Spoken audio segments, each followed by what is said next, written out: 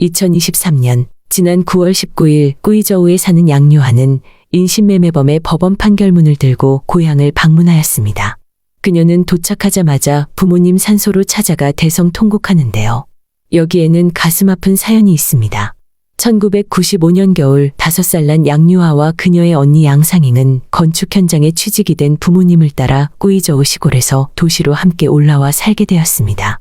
새로운 곳에서 의지할 곳이 없었던 가족은 그들을 친절히 대해주는 위화잉이라는 중년의 여자를 알게 되었습니다. 종종 그들에게 먹을 것을 갖다 주고 조언을 아끼지 않는 위화잉을 온 집 식구는 믿고 따랐습니다.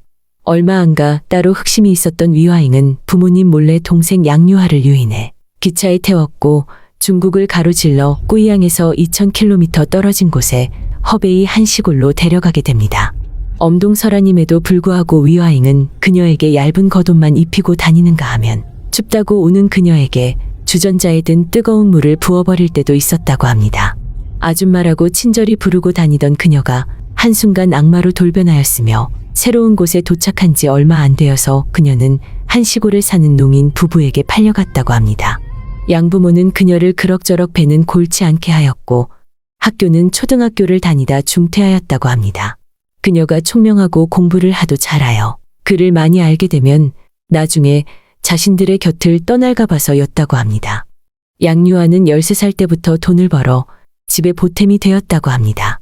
이렇게 그녀는 생판 모르는 사람들과 가족을 맺고 살았고 2021년 4월 17일 30살이 될 때쯤 이미 결혼하고 행복한 가정을 꾸린 그녀는 자신의 진짜 가족을 찾고 싶다는 생각을 하게 되었고 1인 미디어의 보급으로 바로 무료 계정을 만들어 기억에 희미하게 남아있는 가족들의 이름과 고향 모습 그리고 자신의 사진까지 첨부하여 올립니다.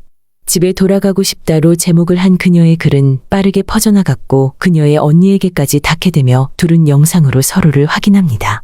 이렇게 가족을 찾은 그녀는 한달음에 고향으로 내려갔고 도착하면 부모님을 만날 수 있을 거라고 생각했지만 또 한 번 참혹한 현실에 대성통곡합니다.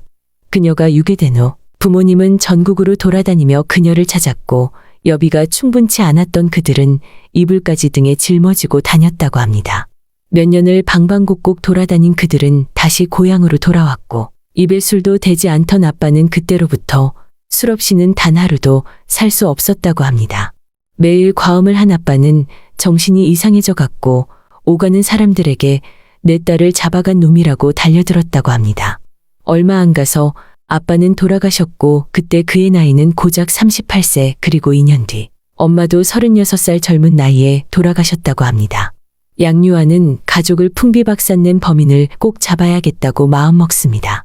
양씨 자매는 기억을 더듬어 범인의 몽타주를 그렸고 소셜미디어와 경찰의 도움을 받아 2023년 6월 6일 중국 충칭에 위치한 어느 작은 마을에서 여유롭게 말년을 보내고 있던 60살의 위화잉을 찾아내게 됩니다. 위화잉은 어떻게 인신매매범이 되었을까요? 그녀는 시골에서 조용히 남편이랑 살고 있던 평범한 아낙이었습니다. 그런데 어느 날 그녀의 남편이 좀도 둑질로 감옥에 가게 됩니다. 살림만 했던 위화잉은 가정의 수입원인 남편이 잡혀 들어가자 어쩔 수 없이 도시로 일자리를 찾아 나섭니다. 거기서 그녀는 목공으로 일하는 한 남성과 내연관계로 발전하게 되며 아들까지 생기게 됩니다. 하지만 법적 혼인관계가 없는 사이에서 태어난 아이는 유치원도 학교도 병원도 아무것도 할 수 없는 것이 중국의 현실. 그녀는 자신의 아이에게 새 부모를 찾아주기로 합니다. 이 과정에서 뜻밖의 큰 돈이 생겨버린 그들은 새로운 돈벌이 수단에 눈을 뜨게 되었습니다. 1993년 남편이 출소하자 그녀는 남편도 끌어들여 셋이 한 배를 타게 됩니다.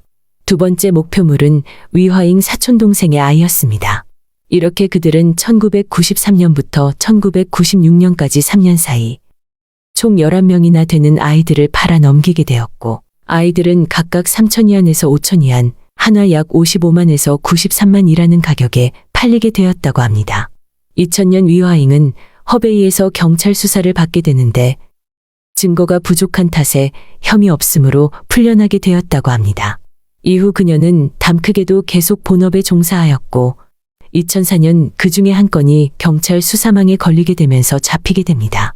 하지만 그녀는 고작 8년이라는 형을 받고 다시 풀려나게 되었으며 이번에는 개명까지 하고 모든 신분 아이디를 조작하여 새로운 삶을 살게 됩니다. 하지만 2021년 양유아가 가족을 찾아 나서면서 그녀는 잡혔고 모든 것을 덮고 편안한 말년을 보내려던 그녀는 더 많은 피해자가 나오며 사형을 면치 못했다고 합니다.